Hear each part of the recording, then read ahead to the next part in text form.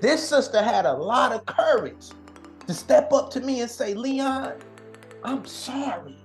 That was really big. She said, I'm sorry for what you've been through. You didn't kill my brother. I know this now. Both of y'all was wrong. So now because it is this forgiveness, this forgiveness that happened within me, it grew without and it came back. And now I tell you, my story isn't the story of just Leon Benson. This is a story of the injustice of Casey Shane, because he shouldn't have been killed because of who he was. Welcome to the Race to Social Justice, a podcast that explores the myriad racial and social challenges facing the modern world, with your hosts, Kiva White and John Kepner. Thank you for being part of the courageous conversation, because when it comes to combating social injustices in America, it is not about being confrontational. It is about being conversational. Hello, John. Hello, Kiva. All right, welcome everyone to our Race to Social Justice podcast series. I am Kiva White, the black guy. And I'm John Kepner, the white guy. Kiva and I share a love of the letter K, K for Kiva, K for Kepner, but more importantly, K for knowledge, what we try to impart in these podcasts. It's what Kiva calls the K factor. And the goal of our podcast is to promote racial and social equity and justice through honest and even sometimes difficult conversations, what we call courageous conversations. Kiva and I have found that our discussions with each other have deepened our respective understandings of racism and our personal responsibilities in that regard. And that led us kind of naturally to start these podcasts and invite guests to share their honest experiences and learnings. And we hope these podcasts will help our listeners and even our guests on their own journeys. So, Kiva, who is our guest today? Well, John, it is a great pleasure for me to introduce our guest for today, Mr. Leon Benson, aka L. Bentley 448. He is a father, a son, a brother, and a friend to many. I had the pleasure of speaking with him prior to us jumping on to today's podcast. And I tell you, I was really inspired by his story. I'm quite sure you all will be too. Leon is an inspiring music artist who is currently signed to Die Jim Crow Records, who was a former guest on our podcast show here. Leon is currently pursuing a degree in sociology with a minor in philosophy at Wayne State University in Detroit, Michigan. He is a former Toastmasters president who has taught public speaking courses to those looking to enter the profession of public speaking like himself. He is a man of great resilience and forgiveness. In my opinion, you'll see that in his story, achieving great things despite being wrongfully convicted of a 1998 murder in Indianapolis, Indiana. Leon was recently released from prison this year, March 9th to be exact, after his conviction was vacated based on evidence that had been suppressed by the police pointing to another man as the killer. He is doing remarkable things and has a remarkable story to tell and share with us all. So welcome to the show, my brother Leon. How are you? Man, I'm doing well. Hey, thank you for having me. It's really a pleasure and a blessing. Awesome, awesome. So, John, you want to go ahead and kick us off? Yeah, welcome, Leon. Just great to have you on. And as is our custom, we like to start our discussions going back to what we call your origin story. Tell us about growing up, your family environment, and how that has influenced who you've become today. Oh, sure. Thank you, John. First and foremost, I grew up in Flint, Michigan, a blue collar town. Today we hear about Flint, Michigan with the water crisis and things like that. But I like to say this before I get started. Flint is on the come up. We on the rise, and I love my Flint community to this day. But growing up in Flint, Michigan, my family, they was a blue collar family, worked at GM and, dealt with a lot of the hassles that come with living in urban America.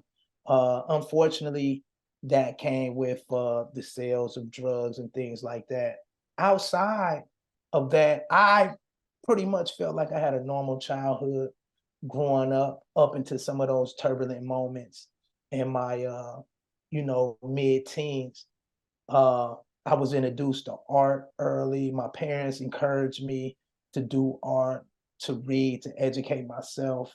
My father, George W. Buford, may he rest in power. He was very big on education and having me read aloud and teaching me about some of our great leaders, in the Black community, as well as throughout the world, whether it was Henry Ford, whether it was Malcolm X, whether it was Huey P. Newton, whether it was, many different figures in history. So, I grew up like that. I got uh, five other siblings. I grew up mainly with two younger siblings, my sister Siobhan, my sister Val, and my other two siblings, they grew up with grandparents down south, my brother Rod and my sister Rhonda. And, we got a pretty good relationship right now. Everybody can work on getting closer, but I love all my siblings. They great people. Fortunately, I am the only person that ever been incarcerated in my family. So, that gives me a great deal of pride, that my siblings just law abiding, citizens and doing their thing. But growing up, I did all the typical stuff that kids did. I played sports, did my art. I got into hip hop in the late 80s, late 80s. And I kind of went down some paths as well, with admiring gang leaders and people who were selling drugs. These are things I seen. So I kind of got a dualistic aspect about my background. But all in all, I wouldn't trade it for the world because it makes me who I am today. Wow, yeah. So let's jump right in, Leon. Tell us about your experience with the criminal justice system, your wrongful incarceration and an eventual exoneration. Walk us through that process. And most importantly, how has it impacted your life and members of your family? Just walk us through a little bit, give a Uh, snapshot of uh, that uh, experience.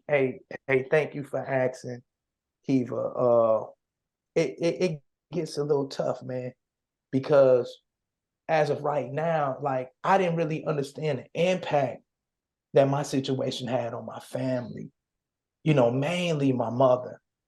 My mother right now is suffering wellness issues that's stemming from my case. She couldn't believe that her son, went to prison for a crime he didn't commit. And over 25 years, it slowly corroded her mental capacity. Maybe her hope, but she's been impacted the most from it. But all my family members have been impacted. Too, my sister Valerie Buford, she's definitely been on my side. She was my number one family advocate, that was on my side. And I'm starting to see these things as I come out. And I got to empathize with these facts because I'm also impacted, but I need to be considerate of other people's trauma as well. While I was inside, they was outside suffering. I heard my brother once say, he said, man, when you was locked up, it felt like I was locked up. And I didn't really understand that until now, I'm out, I'm seeing it. I mean, it's hard out here when you got an incarcerated loved one, let alone one who was wrongfully incarcerated. So this all started in 1998, as you know. For me, my story was a path of chasing fast money.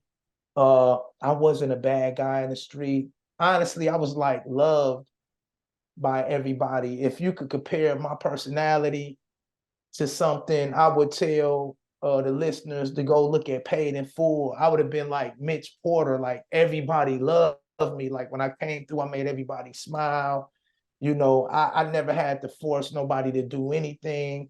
They loved me for what I was doing, as bad as it was, in the fast life of drugs and stuff like that. So I was out in the area of the near downtown area of Indianapolis on August 7th and August 8th. And I just was in the area, getting money, doing what I do. And, I just heard shots. Now, what's terrifying to me now is how desensitized I was and people were that was around me. So we heard these shots, but we heard shots all the time. So we got a little shook. We looked around. We went back to doing what we was doing. And I eventually left the building I was in called Little Vietnam. I didn't name the building that. It was already named that before I popped up on the scene. But, I found out the next day that a gentleman by the name of Casey Shane was murdered, was gunned down like a block away from the building I was in on the corner. And I was like, who would do some dumb stuff like that? Because I was in the area getting money, with so many apartment buildings, nobody didn't usually hang on the corner to do anything, so it was really puzzling to me. And only thing I could do was just get out the way because the police, the detectives, they were in the area. So I had to just kind of exit stage left for a couple days. And then like 6 days later, I came back to the area to my uncle girlfriend house. RIP to my uncle Cleveland Gibbs, but he had a girlfriend over on New Jersey, 13th Street in Indianapolis, Indiana. I went out, sat on a stoop, and I was talking to some individuals, a woman by the name of Shirley Gaskin, who happened to be in a building with me at the time of the shooting, and two other individuals who I would learn. One of the individuals was a guy named Donald Brooks, and he had beelined himself to an undercover police officer. He was working as a confidential informant at the time, and I didn't know it, and he sicked the police on me. When they arrested me for a probation violation that I had. So when I went into the station, that was my assumption. And I fell asleep in the interrogation room. I was intoxicated, drinking some Remy VSOP and smoking marijuana, and I fell asleep. And I was awakened to a Detective Jones, a tall white guy, all white hair, and he was going in a wolf with a badge, he was going in like, man, you murdered Casey Shane. And I was like, oh. At first I was blown back by it, but then I thought like, oh, I know what they doing. They trying to get me to admit that I was selling drugs somewhere. So it became a joke because I wasn't even close, nowhere near, had no knowledge of this crime. Everybody in the area heard shots. So, I told them where I was at.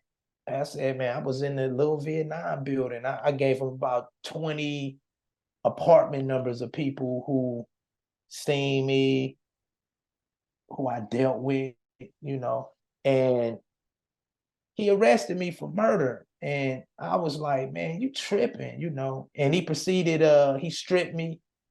He he had the police, they held me down and stripped me of my clothes. I had like some Pelly Pale jogging suit, some Nike 96s and Air Max, and they stripped me of everything. Like, we gonna take that for evidence, and push me in the county jail with a orange suit with no shoes on to walk on the dirty floor. This is like just to humiliate me and to do all this. And I was really angry, and the nightmare just didn't stop. It just kept coming and kept going.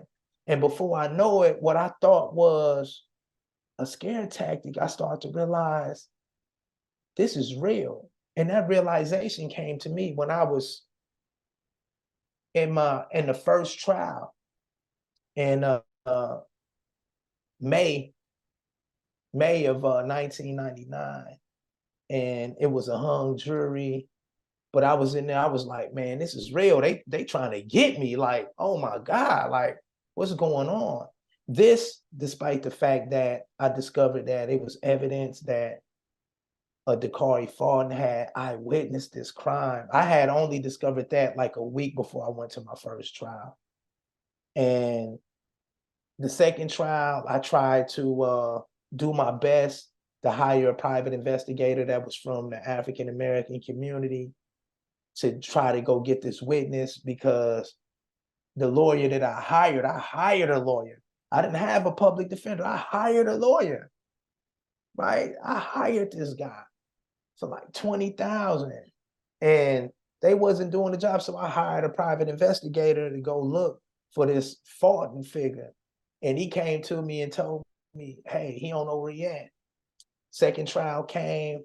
It seemed like it was more on my side. A Shirley Gaskin was called.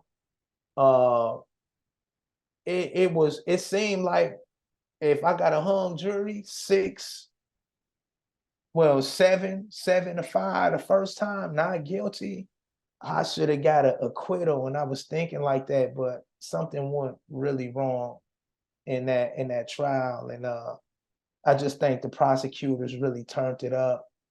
And, it was a lot of misconduct in the trial and things like that.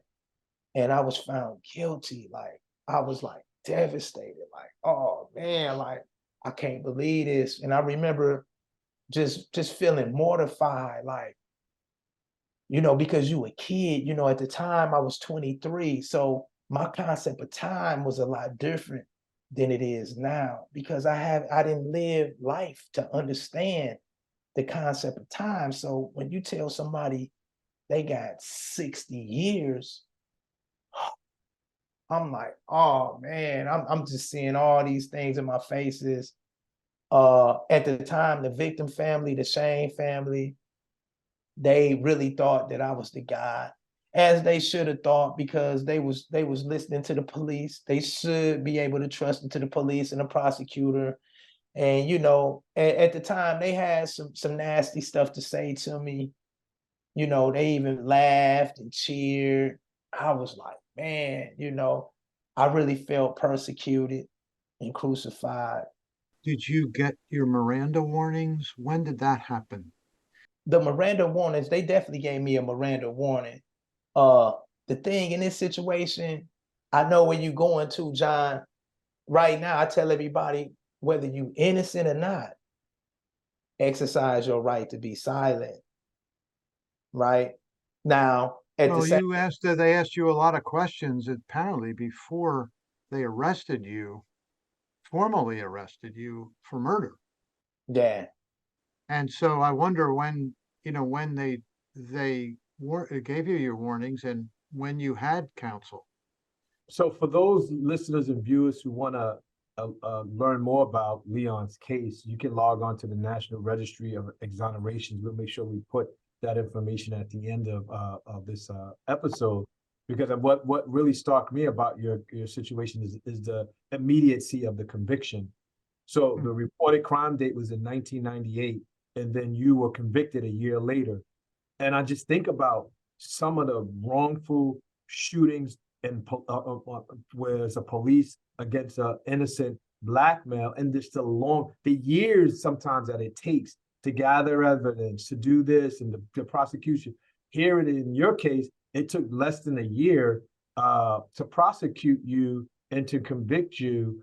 And I think what's also interesting for me is in this on the website, it lists a series of contributing factors that led to that. And it really just tells you how the injustice that was pursued in this case, mistaken witness ID, perjury of false accusation of an official misconduct, inadequate legal defense. And I hear you say you were able to hire an attorney and a private investigator. And I just think I only can imagine someone who did not have those resources, just to hear 60 years it's just mind-boggling. And so I really just again, that's why in your introduction, I wanted to start and introduce you with the glass half full, about the positive aspects of your life, because in my opinion, this is just a horrible testimony of our judicial system and how it has impacted so many lives, more specifically young men of color. I think about the Central Park Five.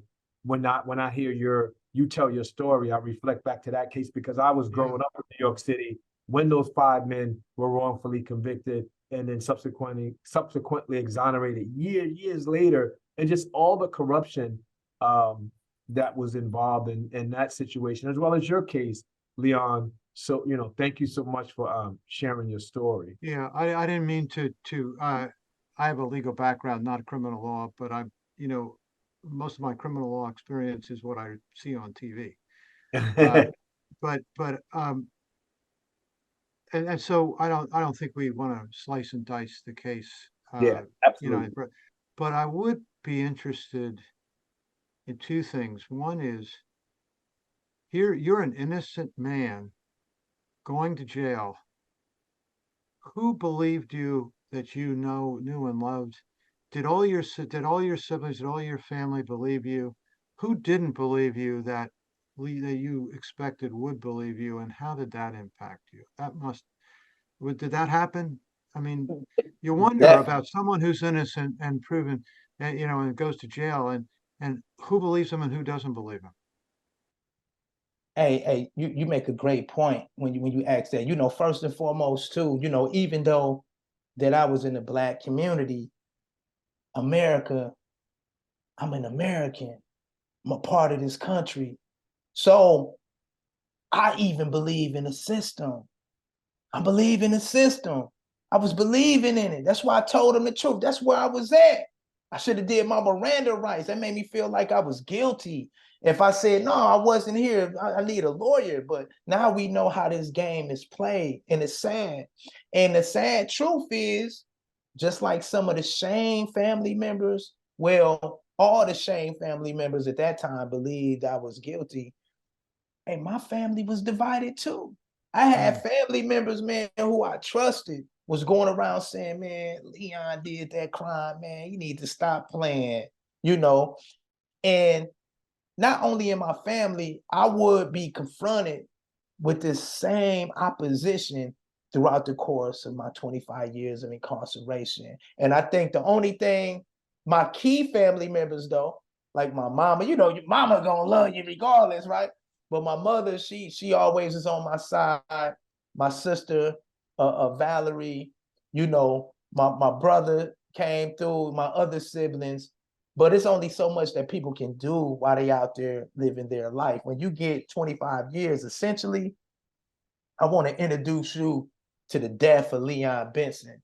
So I was legally lynched, and that person that the world knew is forever dead, and I never could get it back. And some of those family members who went against me, I haven't heard a phone call. They just stay away. They just stay away. Maybe they feel guilty and feel bad, but they believed in the system, I guess. Because I never killed nobody in the streets. I wasn't a person like that. I wasn't a violent like that, No, but people How about believe on the inside? On the inside, you have your thing. Everybody in prison is innocent, right? Man, I'm innocent too. I started to learn this early. It took me about 3 years in it, and I started really crafting how I presented myself in my case. Because people, they patronize you because they get some information, things like that. But on the inside, I was able to bump into some great mentors, people that showed me the ropes of the law. So, I eventually became a jailhouse lawyer. You know what I mean? So, I was able to read case law, draw briefs, motions, things of that magnitude, so I could really argue a legal issue the way you should. But, you had people that's defeated on the inside. Some people don't got a chance of ever getting out. To hear your story or to hear you fighting, it can be patronizing to them. Like, they don't got nothing going on. You sitting fighting, I got to get free, so I learned to bring that down. And I'm gonna be honest, if you probably seen me when I got out, when you see me got out, when I first got out, a lot of people didn't notice this though, John, but I had one shoe on. I had one shoe on, like when I came out. You know why? Because I had to leave my shoe and somebody behind, right, for trying to play with me in there. So I got into a lot of fights early on, you know what I mean? And I learned to control my anger and stuff like that. But I did get into a lot of fights early on over my case, things like that. But I did have a group of guys that really believed in me and fought, and I bumped into other innocent men on the inside as well. What's it been like transitioning out? You know, we hear a lot about um, that people who are released are not given the resources that they need to really succeed. Now, you I take it you exited with some acquired resources, your brain, your study, you know, the things that your music, you know, you had things to lean on. But can you tell our listeners and viewers what is available and what isn't available to people who are released? So for me, I got released from Indiana and I didn't get nothing. Nothing. I was just released. You know, it's a lot of resources out here, but the resources are not generally, based for exonerees. It's for just justice impacted people. It's a lot of justice impacted people. It's like, Leon, whether you innocent or you wasn't, wait in line. You know what I mean? And it just wasn't a lot of available resources. I feel blessed for the couple of family members I had, uh, some of the contributions I received from extended friends and family since I've been out. It's cool. I would have thought my GoFundMe, I'm gonna keep it real, man. I just wanted 25K, man. I barely got 7 grand on there, and it's still going. But it's really hard. I want to give a shout out to the organization exonerees. They were really, good to me in ways of wellness and things like that, and definitely gave me some resources, computers, and some outlets to go to try to find employment and to get my story out. And a special shout out to Team Wellness in Michigan because they the biggest mental health organization in the state of Michigan. They really helped me with a therapist as well as to get myself together with stuff like Medicaid and to get my driver's license and things like that to try to get started, a EBT card, things like that. Like I needed these things, and I'm still not in the clear right now. But I like what you said though, John. I will admit, after reading Frederick Douglass, I realized I had to be resourceful anywhere that I go. So I try to do that, and I try not to be bitter about it. Uh, and I just try to, earn my way the best way I can. But it's few resources, they few in between, out here for people exonerated. So, or, people that's just as impacted, fair housing. I can't just get a house because I haven't been working. Hmm. I got to have a record of employment to get these things. Hmm. I haven't been able to get a car. You have Uh, to build credit. You have to got to build. build your Yeah. credit off. Yeah.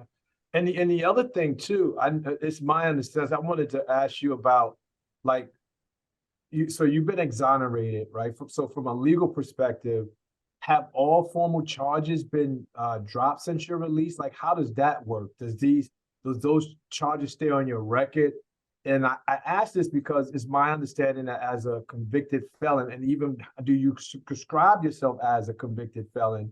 Because as such, you're unable to secure federal student loans and engage in any federal funding, any programs or social services that are funded by the government. So hearing you say you secured Medicaid, which is a federally funded program, I'm assuming that your charges was dropped and exonerated or released up there. Can you talk a little bit about that process? Hey man, I want to say this, right? Hey, man, I got my passport. Man, I'm absolutely innocent, exonerated. I don't got Oh, nothing on my record, you Nice. know.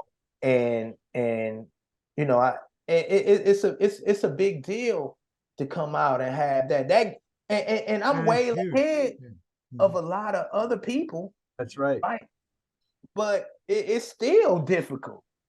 You know Yeah. what I mean? Because I don't have the history yet. So it take time. You know, my reentry plan is my peak at success for me, and my smarter goal is at like 2.5 to 5 years. You know what I mean? Because I got the established thing to be able to own things to establish home ownership, build a portfolio, things like that. So you're on an accelerated program, and I could tell you your sense of resilience, resolve, and resourcefulness, Leon. I could see you getting there within the time frame that you have set for your goals.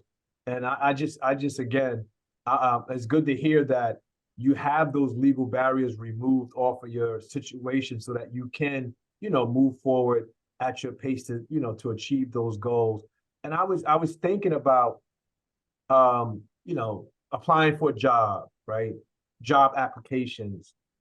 How, sometimes they ask you, have you ever been convicted of a crime? How have you thought about how would you answer that question?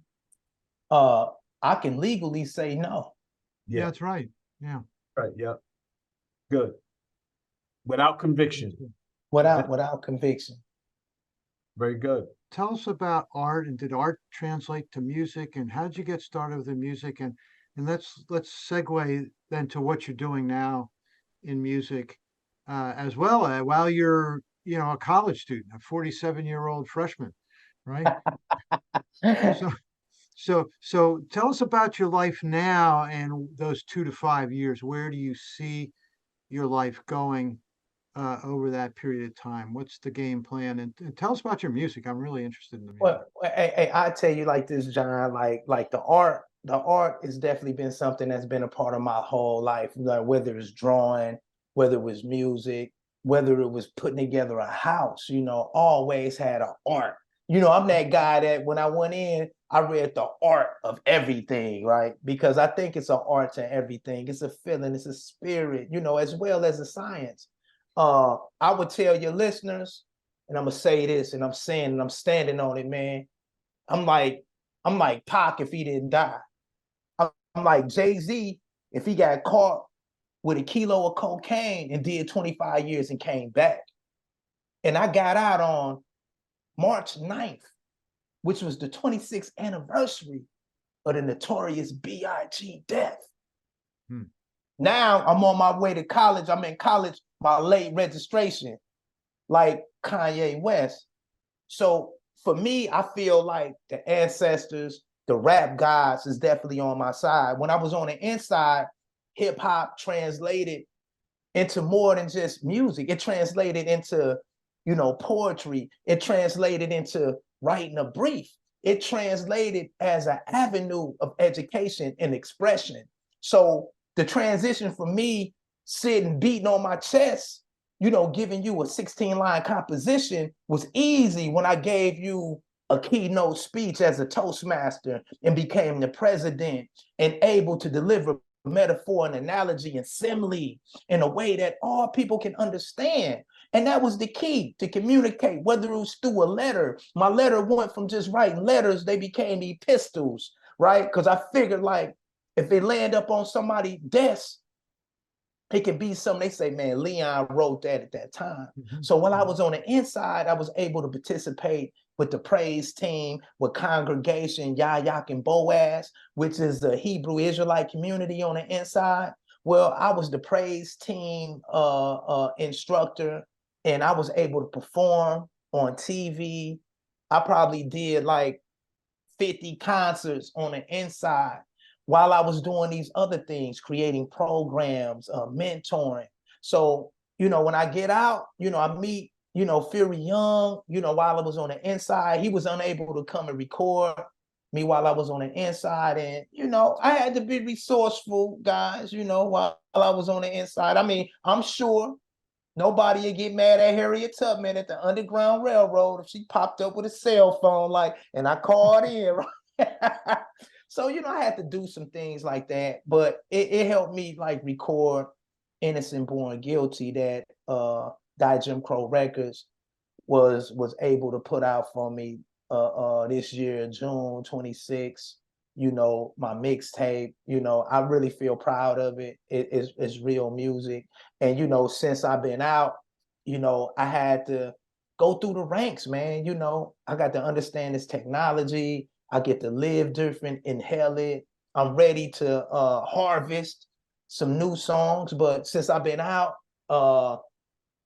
hey, I produce my own album that's ready, set to go for the beginning of this year, 2024. The Book of La Vie, right? It's a gospel album. It's my nod to spirituality, because I feel like I never would have got out of prison if I didn't have spirituality. See, I couldn't do this alone. In my view, I had God on my side the whole time. See, I was passed over because I could have died in them streets. Even more, I could have died in prison, but I'm here and I'm rocking the music, and I really feel good. I did a lot of great work with Die Jim Crow Records. I'm still working with Die Jim Crow Records right now. I'm also, shouts out, to Die Jim Crow Record, Freer. They didn't change their name to Freer now, but shouts out to Freer because I'm the developmental outreach coordinator, and I really feel empowered, for this part-time work. Right now we don't got the funding to have me on full-time, but I'm there part-time. I'm getting a lot of experience, and I feel really good about it, man. And talking to you right now, Leon, I would, and not, not having prior knowledge about your history of being incarcerated, I would never think that you were ever locked up for 25 years. I mean, your spirit, your manner, everything that you represent just speaks to power and resolve. And I think about, since we talked about spirit, your spirituality, and your new album, and has a gospel twist to it. I think about Jonah in the belly of the whale. I think about Daniel in the lion's den. In each of those two parables, or those stories of the Bible, those were periods of transition and transformation for those two Bible figures. Where was your transformative moment? I know in our pre-show talk, you shared with me about an experience that just blew my mind about solitary confinement. And so it kind of clicked to me. Can you share a little bit about that? And was that your moment of transformation? Man, that definitely was my moment of transformation. So when we think about Jonah, right, this is where the term the belly of the beast come from. But when I was sitting in solitary confinement, where I had to sit here for a decade, I started to realize that solitary confinement wasn't the belly of the beast, but it was the womb of the beast.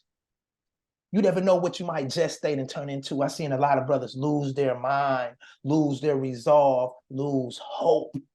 But, I was able to lean on, a lot of the lessons from Torah and other, sacred books as well. I just chose to be an Israelite because I feel like God was talking to me more through those particular stories. And the story of Jonah, I feel it. Vocation. Vocation means calling. So I had a calling, man. I was out there, like I said, I was like Mitch Porter. I was the people person. They was like, man, what you doing out here? Like, you should be doing something else. Your smile is too big to be out here. So I kept running from the call of what I was really meant to do. And I feel like this is why I stumbled. I was pulled in. I feel like I was saved from myself, if not from others. And while I sat in that beast, I contemplated, of course, Lucky Jonah, you just stayed in there for 3 days. I stayed in there for 25 years. I really had a hard head. You know what I mean? But I figured it out. And when I got out, that's what it's all about, being purpose orientated. And that purpose orientation comes from existentialism, man. Existentialism. That means I got unlimited freedom of choice. And when we go to the Bible, and I'm going to be brief, we go to the Bible to Deuteronomy 30, 15 through 19. It says right there in the beginning, I'm going to give you a choice of life and death. So it was a choice. The Most High, through Moses said, don't wait for nobody to ascend from heaven. Don't wait for nobody to come from across the seas to tell you about it. What I got for you here today is on your lips and in your heart. So I tell you, brother, once I seen that, I stopped waiting on the Savior. I realized I was one.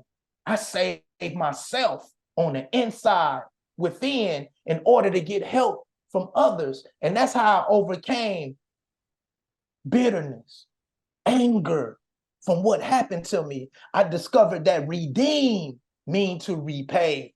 And if you wish to redeem, the first person you need to repay is yourself. And that comes with forgiving. I'm like, they tripping, man. I'm like, man, Casey Shane is dead. That brother is dead. Even though I'm in the nastiest, darkest part of the prison, I still got a chance to be alive. I got that choice.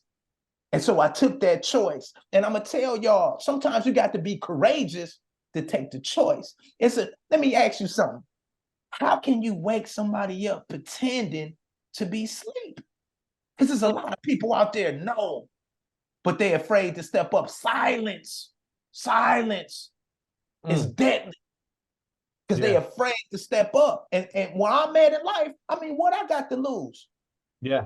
Step up. Let's be real. We got one life to live. In the book that I read, it said, man, we gonna die. I don't know nobody who came back or anything. I'm not knocking nobody perspective or none, but this is my personal life. My relationship with the Most High is personal. Salvation is personal. But I'm here today, and what you see come through that spirituality. Remember this. Hell, religion is for people who are afraid of hell. But spirituality is for people who've been through it. And I've been through it, brothers, sisters that's out there, and I glean what I can get out of it. Just like precious diamonds got to go through the fire to be purified, so does the human spirit got to go through struggle. And this is what I got. Time running out. I appreciate what I can appreciate. My time on this earth, I know it's short. So I'm giving you the best that I got right here, right now. And you know what? From my talks with the higher power, he said, son, it's more than enough. Give them their portion, because that's what I'm going to do while I can. And you know what? And you know what? I hear your passion, and I hear that in your music. Let's talk about your music, and how does that passion translate and transform into your art form? Because you have a lot of songs.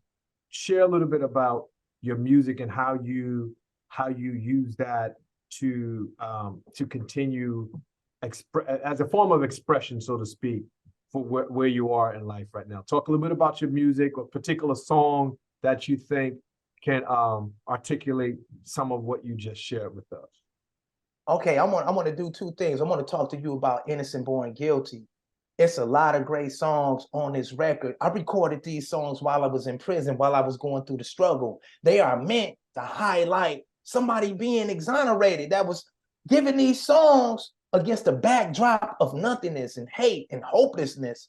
But I still had that. One of the songs that really stand out to me right now, I love all my songs, they all my babies, but Mugabe is like, it's a spiritual song because it's in context of Robert Mugabe, the dictator over in Zimbabwe. What I'm saying is, Robert Mugabe just ain't Robert Mugabe because he came out bad. Robert Mugabe came and took his freedom back from the English. And when he did, he was attacked. He became paranoid, and then he became this anti-hero. While I was sitting on the inside, I was at that crossroad. I was like, man, what do I do? Why you driving me, man? Why the system doing me like that, man? I'm innocent, man. Why? And it makes you angry and you can go bad. But I want everybody to really tap into that metaphor why I use that song Mugabe, because you got to go deep into yourself, not to fall victim to all the anger and oppression of injustice. And then, that translates to my first studio album. I'm the CEO of 448 Productions, you know what I mean? And my new record, my first record that I ever produced in my life, right, is The Book of La Vie, which is out right now. The first single that came out is Let My People Go. And the reason why I rock with Let My People Go, because my story is so telling of that particular journey. And when we look at the Bible, we see it's nothing new under the sun. So the Let My People Go song is a homage to the old Negro spiritual Let My People Go. We know Mahalia Jackson used to sing it, Paul Robeson. So because of my experience with the system, I really feel my ancestors, man. I'm with the ancestors. I feel them, man. And when I say ancestors, I'm not just talking about Black. All of my ancestors, right? I take claim to all this, right? The world is mine. All of it is part of my history. But for those who fight for freedom, whether you white, Black, candy stripe, or whoever you are, my soul just really, really, really mean with yours. So you get this Let My People Go. It's so dope. It's new. My lyrics is so up to date and on point. Like I'm LB 448. You will never get an LB 448 again. It's iconic. I'm the only one. And this album is epic. It's giving a message of spirituality, and especially with the backdrop of what's going on with Israel and the Palestinians. And one of my things is what we need to do for all my Jewish kin out there. Hey, we got to step up too against what's going on with Israelis. When we see our own brothers doing something, we got to check them equally as well. Because if we going by what's written in Torah, see, we supposed to show love and show humanity and be leaders. So what I'm doing with this music, I'm doing what the Torah told me to do. Yahweh said, sing me new songs. So I'm singing new songs. It's the 21st century. Everything evolved. Nothing was stagnant. So you get a lot of that in my song. You get my conviction. I give you my passion. I leave it all on the floor, and I just got so much more to come, but I really enjoy it. I think you're just getting started. I So you appreciate mentioned it. 448 in your music name. Okay. What's behind that? Well, okay. First and foremost, my background, I'm from the streets and whatnot. In Flint, Michigan, people be hopeless. So they lean on the lottery. So in my neighborhood, people was playing the lottery. My mother used to be like using numerology for lottery, like 5784. That's fish. 678. We gonna play this in the lottery. So this is where my early numerology came from Lucky Corner over on DuPont and Grace in Flint, Michigan. So as I kept going on, people, Leon Benson, they call me LB, and I'm old school. The Jeffersons was out because I had the last name Benson. People used to tease me and call me Bentley. Hey, Mr. Bentley. You know what I mean? Right. So it kind of stuck. So when people call me LB, I put it all together. It's kind of like alchemy. So you put it together, EL Bentley 448. So the EL, the whole title means becoming God.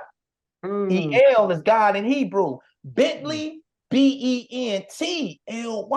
When you add the ly, that's the nature of. So bent means determination and talent. So it's becoming God in the nature of determination and talent. Now the 448, remember LB, right? What's LB? LB is a pound. 448 grams in street values. So what I wanted to represent in that was this so above, so below measure. Because when you look at that, while we measuring that with marijuana pounds or drug pounds or what have you, we are measuring. So now when you do the numerology, 4 plus 4 is 8 plus 8, 16. 1 plus 6 is 7. So 7 equals divine completion. So the whole name in of itself is Wow. becoming God in the nature of determination and talent with divine completion. Wow. Oh my. Well, so I know next time I play the lottery, what number I'm going to play. Me too. I Done. Done. Oh my God. So I know they said there's meaning in all of our names, and you really, really, really articulated that. And I mean, it's fitting. It's fitting to your story and your experience. And thank you so much for sharing that. John, I don't know about you, but I think that's probably a really good place to land the plane on this one, unless you have any other thoughts. Yeah, but I got to ask you, during one of your soliloquies, you talked about forgiveness. I can't imagine being incarcerated for 25 years when I'm innocent. And you mentioned being angry and so forth. How, tell us about the role of forgiveness, if any, that's played, but you mentioned it. So I wanted to, if you could dive deeper on that. Well, one thing about anger, sitting in solitary for 10 years, man, I know anger. It's like what the German philosopher Nietzsche say, in order to get to your God, you got to beat your 7 devils. So when I looked in the mirror, in this circus mirror that's in my cell that's deformed and everything, I was my biggest monster because I can use innocence as an excuse not to grow. I'm like, I'm innocent. I shouldn't be here. I don't need to listen to you. No, that ain't right though, Leon. You got to get bigger than that. Now, what I realize is anger and unforgiveness is a poison. And just like I told you earlier, redemption, the root meaning of redemption is to repay. So I realized that if I forgive, I'm repaying myself. So one of the things, even though I had a cell phone on the inside, let me tell you something. The first time I got a hold to a cell phone was I was on solitary confinement. You know what the first thing I did? I called people and apologized. I said, hey, how you doing? Hey, this is Leon. They say, ain't you locked up? I'm like, yeah. How you get a phone? Don't worry about that. I just want to apologize to you for any harm that I ever done to you, old girlfriends, everybody, because you are put in this place where you got one shot at life. If I leave this earth without saying or doing the things I should, I have a deep level of regret. So forgiveness is first for you, so you don't have regrets. That's the big thing about life, living with regrets. Take that bitterness with you. Oh, you're going to be regretful. So I tried to clear my proverbial yard of all the junk of unforgiveness as much as I can. I'm only human. I'm not perfect. And because of that, I believe Colleen Shane, the sister of Casey Shane, this sister had a lot of courage to step up to me and say, Leon, I'm sorry. I was like, wow. That was really big. She said, I'm sorry for what you've been through. You didn't kill my brother. I know this now. Both of y'all was wrong. So now because it is this forgiveness, this forgiveness that happened within me, it grew without and it came back.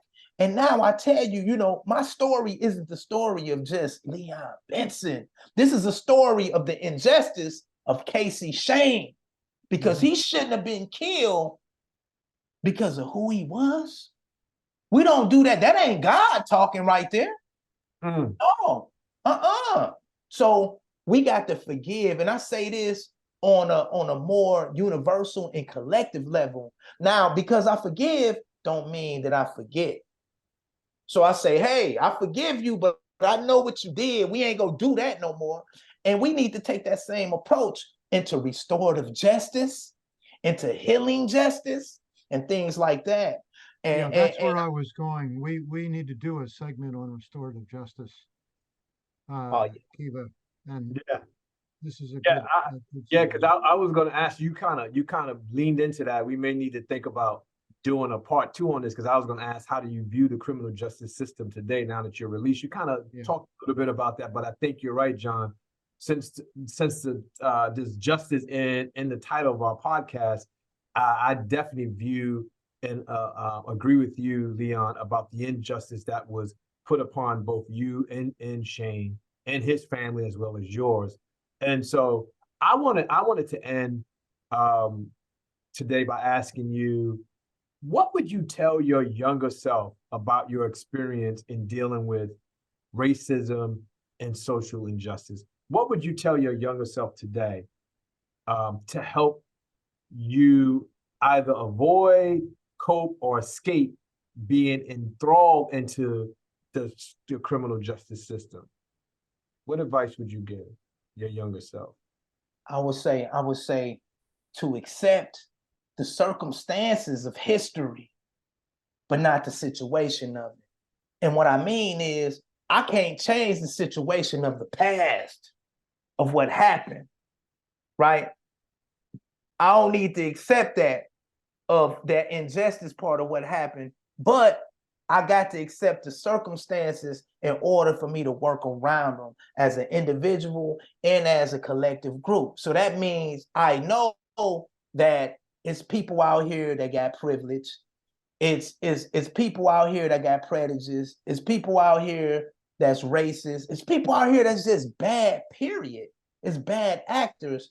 And I would tell my younger self to accept that these things are out here in order to do your best to make the world a better place with what you have. So I believe I tell my younger self to have acceptance as an individual in the collective scheme of things, for the good and bad, in order to make a difference. Well, thank you for sharing. John, any closing remarks on your end? Well, just that this has been really instructive on all sorts of different levels. Hey, I appreciate y'all as well. Thank you for having me. Anytime, fellas. Awesome. Well, thank you, everyone. To all our listeners out there and our viewers, please don't forget to subscribe to our channel. And we thank you so much. And please join us again for another courageous conversation as we all continue to pursue our race to social justice. Thank you, Leon Benson, aka L Bentley without the E, 448. 448. Signing off. Until next time, everyone. Okay. Stay courageous. The Race to Social Justice podcast is produced, edited, and mixed at The Dream in Austin, Texas. Visit thedreamrecordingstudio.com for more info. Was getting it, and drug dealing was my revolution, so I wasn't indigent, bombarded by the social myths of me, through media images, the west side of Flint, where I'm from and where I scream is then, so it should be no surprise for what I started dealing in. I'm making no excuses, I'm just pointing out your ignorance, especially with your presumptions of guilty to proven innocent. The only thing I murdered the night in question was the oxygen from reefer smoke. Me and Tim Dog on off the intoxicants, while sitting in the hallway steps, I was selling work to the building occupants. Heard distant shots, my main, while dreaming of making it big, and never seen a block again. How did I get this murder rap when I was rapping 20 bands? I was rapping 20 bands. I told y'all I was innocent, nobody believed in it. Got no help, no love and affections when I really needed it. Scream my declarations every day, no one was listening. Stabbed by the spirit of destiny, but nobody was feeling it. From day one without me flinching, I maintain my innocence. I'm innocent, innocent. I swear to God I'm innocent. From day one without me flinching, I maintain my innocence. I'm innocent, innocent. I swear to God I'm innocent. Nobody gets innocent. I'm guilty, y'all, of plenty things. Accumulate the work I sow, it adds up to plenty things. I'm guilty of bringing the world a whole lot of drama and pain. Wiping down you wanna be, breaking our hearts of many days. Man, I still see all they faces, but I don't know half they names. Guilty of saying I never do it, but one day I snorted cane. Back in the days on Devil's Night, I was the one who lit the flame. Done a lot of dumb shit before this murder, I'm not to blame. FYI, my OG's Flint, 7 foes in Detroit, YBI. Stole change from collection plates, told my mama plenty lies. I'm guilty of having swag, stuff from bands in the bag. Having contempt for a lot my misses, trollers and you rats. Facts are facts and racks are racks, so ain't no need of getting mad. If you ever say you never done nothing wrong in your life, to me it's sad. Yahweh is my witness. I swear I didn't commit it, so I don't deserve to spend a second in a prison. I told y'all I was innocent, but nobody believed in it. Got no help, no love and affections when I really needed it. Scream my declarations every day, no one was listening. Stab at the spirit of destiny, but nobody was feeling it. From day one without me flinching, I maintain my innocence. I'm innocent, innocent. I swear to God I'm innocent. From day one without me flinching, I maintain my innocence. I'm innocent, innocent. I swear to God I'm innocent. It's crazy because as I'm sitting here listening to you, I see that you really are innocent. You did all that time, man. It's crazy how it can happen just being in the wrong place at the wrong time, but I can honestly say that I believe. Innocent.